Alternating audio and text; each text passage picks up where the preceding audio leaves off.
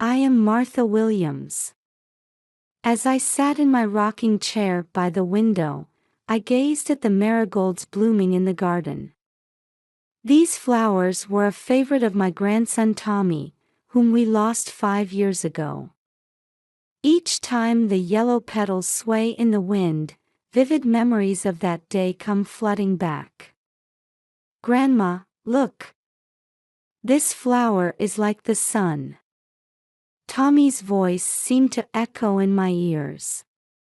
His innocent smile, those big round eyes, and the soft touch of his hair, everything feels as fresh as if it were yesterday. My son Michael, his wife Jennifer, and 5-year-old Tommy lived in Maplewood, the next town over. Every weekend, they would visit my house without fail, cherishing our family time together.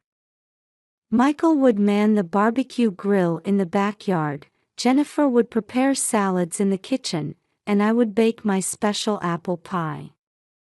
Tommy always followed me around, his eyes full of curiosity. Grandma, teach me how to make it next time. Tommy would say, and I'd smile and nod. Of course, we'll make it together when you're a bit older. Those happy days changed completely after that day. On July 15, 2018, Michael and Tommy went on a father-son hiking trip to Delaware Water Gap National Recreation Area in New Jersey, but they never returned.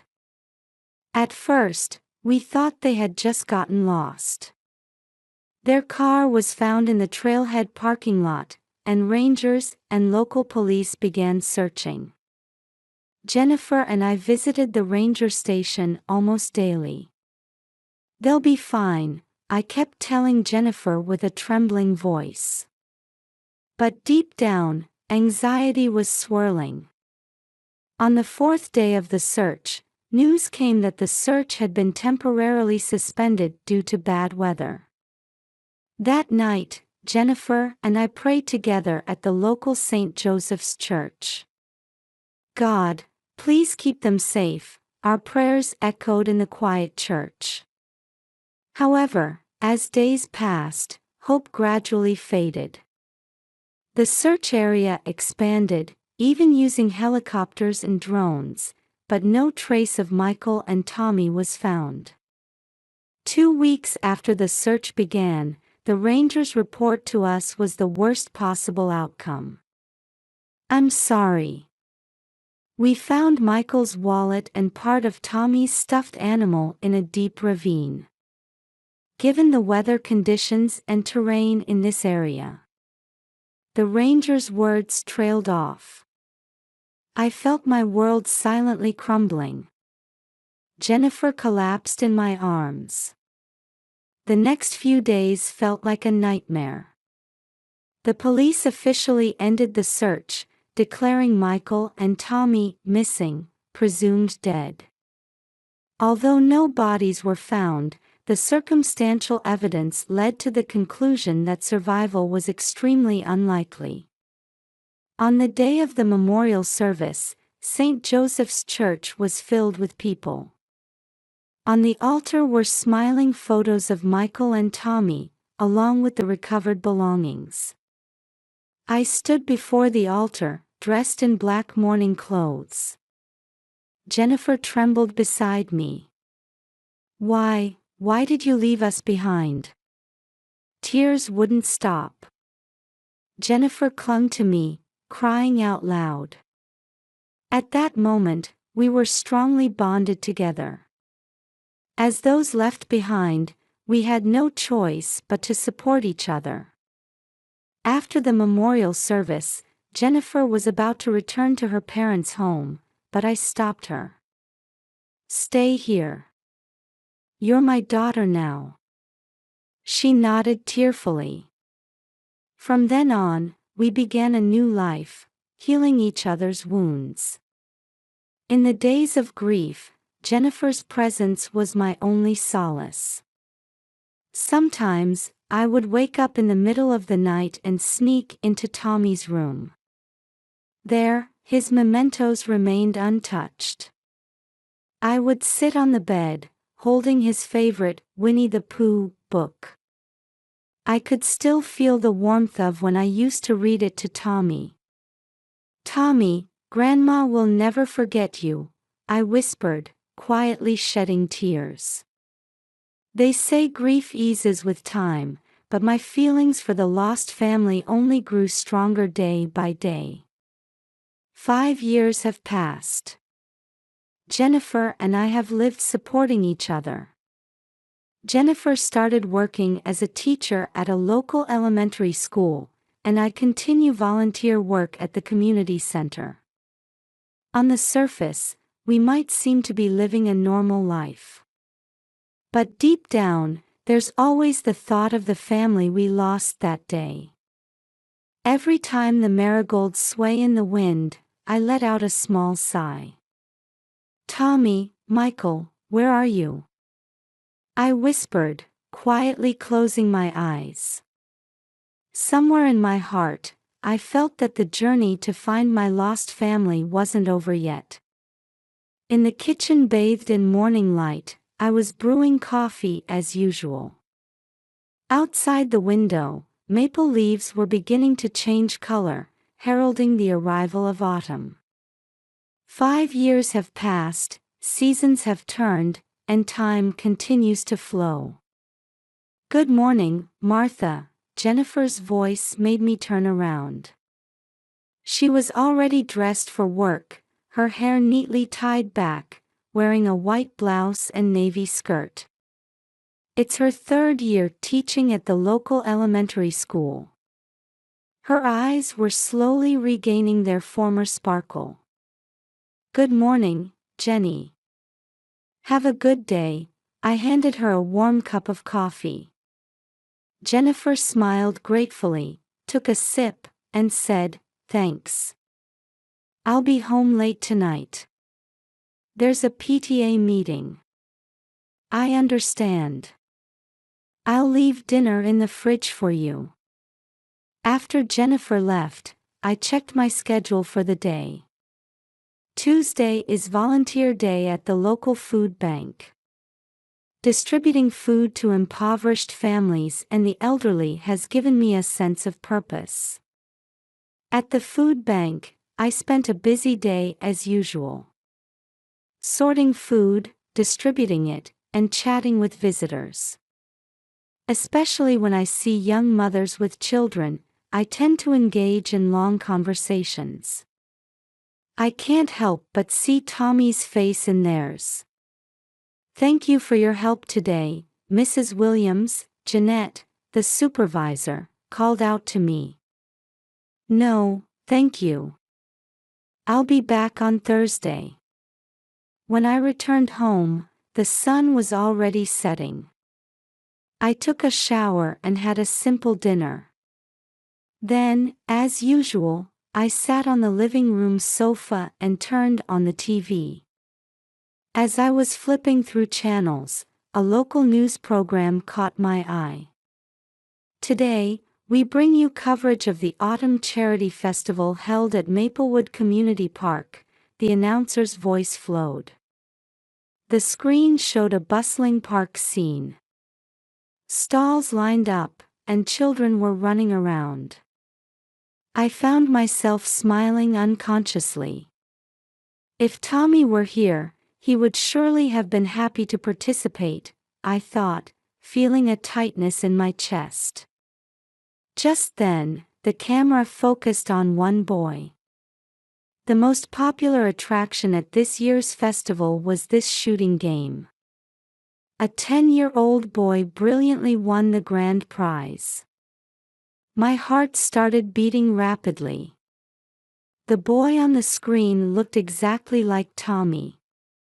The same shaped eyes, the same smile. And then, "It can't be." The moment the boy unconsciously touched his left ear, I gasped. It was Tommy's habit. Since he was little, he always touched his left ear when he was nervous or excited. "Tommy." I had spoken out loud without realizing it. My head was spinning, and my heart was pounding. Was this just a coincidence, or? The TV sound faded into the background. My vision blurred slightly, and my breathing became shallow. I tried desperately to calm myself down. Stay calm, Martha. Stay calm. I took deep breaths repeatedly, gradually regaining my composure. However, deep inside, a violent wave was swirling. Hope and anxiety, joy and fear. Conflicting emotions were surging. I picked up my smartphone and, with trembling fingers, called Jennifer. Jenny, we need to talk when you get back. What's wrong? Martha, your voice is shaking. It's okay. Just, let's talk when you get home. After hanging up, I stared at the TV screen once more. The program had already moved on to another topic, but I couldn't get the image of that boy out of my head. If it really was Tommy. Just thinking about that possibility made my chest ache. But at the same time, a small flame of hope lit up in my heart. For 5 years, Jennifer and I had been seeking the truth. And now, that truth might have appeared before our eyes. The living room clock showed 9 o'clock. About an hour until Jennifer returns. During that time, I replayed the footage in my mind over and over, doubting my own eyes. And I repeatedly ran simulations in my head about what we should do next. Outside the window, stars were beginning to twinkle in the night sky. I prayed quietly. God, if it really is Tommy, please guide us. Jennifer returned home just after 10 p.m. As she entered the doorway, looking tired, I called out to her quietly. Jenny, sit down. We need to talk. Seeing my expression, Jennifer immediately tensed up. After she sat on the living room sofa, I explained in detail about the TV program I had seen last night. About the boy who looked just like Tommy, and his characteristic gesture of touching his ear. Martha. Jennifer's voice was shaking. Do you really think it's Tommy? I don't know. But I think it's worth exploring the possibility. That night, we talked until late. Amidst a mix of anger, sadness, and anticipation for a reunion, we discussed how to face this situation. We should think about Tommy, I said quietly. What's best for him? Jennifer nodded, wiping away tears. Yes, you're right. But I can't forgive Michael. I understand, I put my arm around her shoulders. But meeting Tommy is our first priority. The next morning, we began preparing for our trip to New Hampshire. As we packed clothes into our suitcases, various emotions washed over us. Filling in the 5-year gap won't be easy. But we have no choice but to move forward, step by step. Outside the window, the autumn sunlight was shining brightly. Like the beginning of a new season, our lives were about to enter a new chapter. Amidst a mix of anxiety and anticipation, we took a deep breath, preparing for the journey ahead. A cold autumn wind greeted us as we arrived in the small town in New Hampshire. Trees with changing leaves colored the streets, creating a peaceful atmosphere. However, my and Jennifer's hearts were filled with tension over what was about to unfold. Following Sarah Morrison's instructions, we decided to wait at a town cafe first, sipping coffee while looking out onto the street through the window. And then, at the promised time, we saw them coming. Michael looked a bit older, but it was definitely him. The woman named Sarah walked beside him, and then, it was Tommy.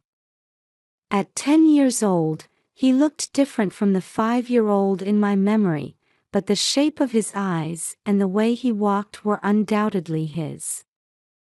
I heard Jennifer gasp, "Tommy!" As they entered the cafe, I felt as if the air had frozen.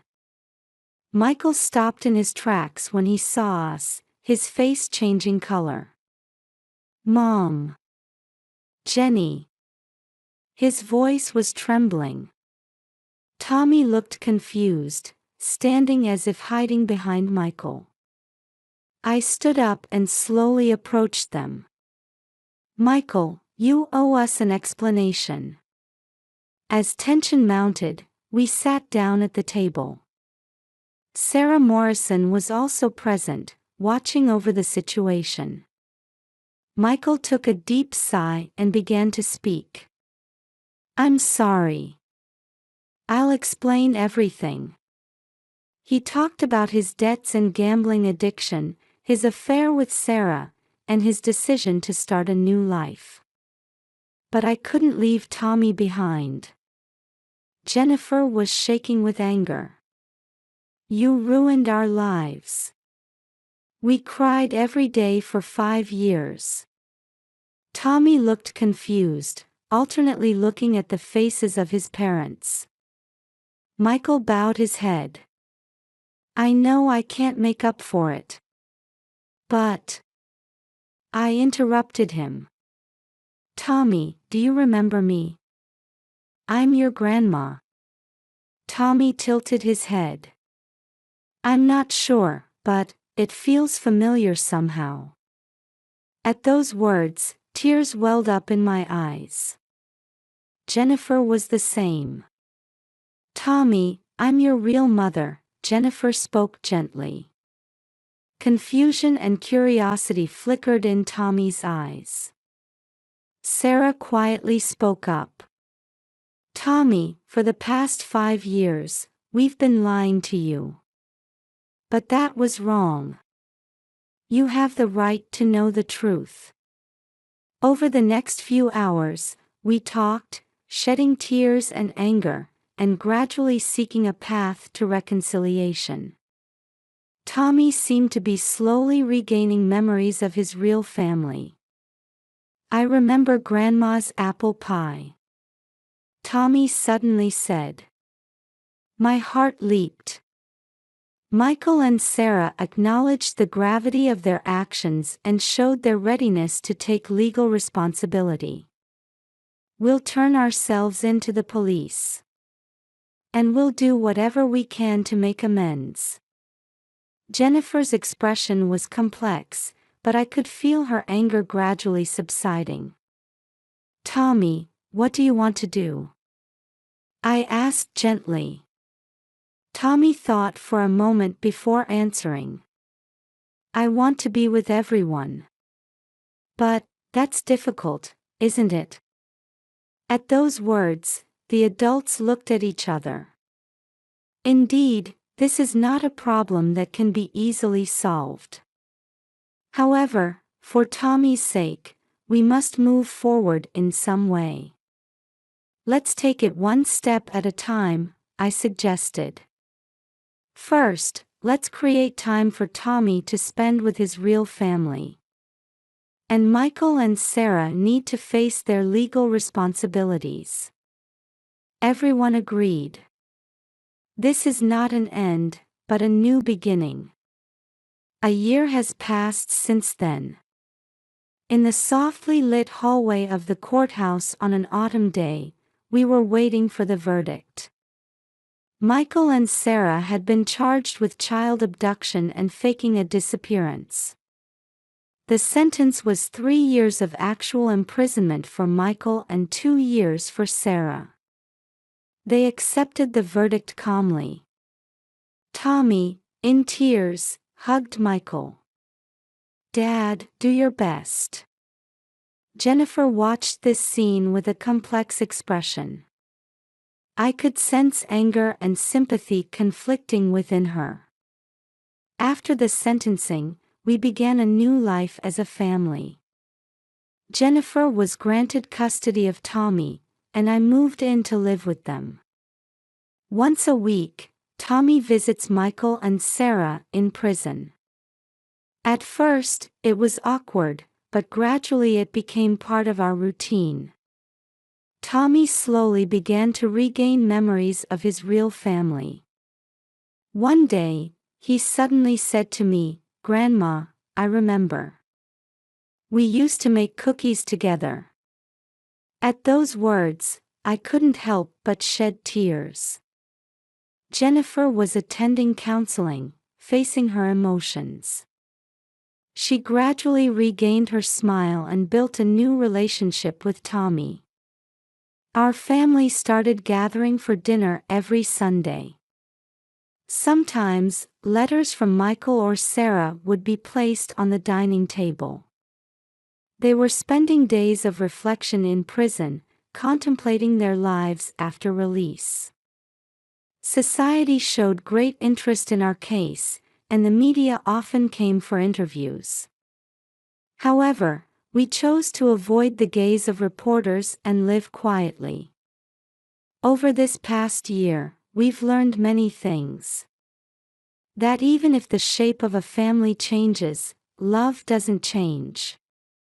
That even if you make mistakes, there's a path to atonement and reconciliation. And above all, how important the truth is. Tommy now enjoys school with his friends and has joined a baseball team. Every time I see his smile, I feel that overcoming this ordeal was worth it. Family bonds can sometimes seem on the verge of breaking. But they can be repaired and made even stronger. Our story has only just begun.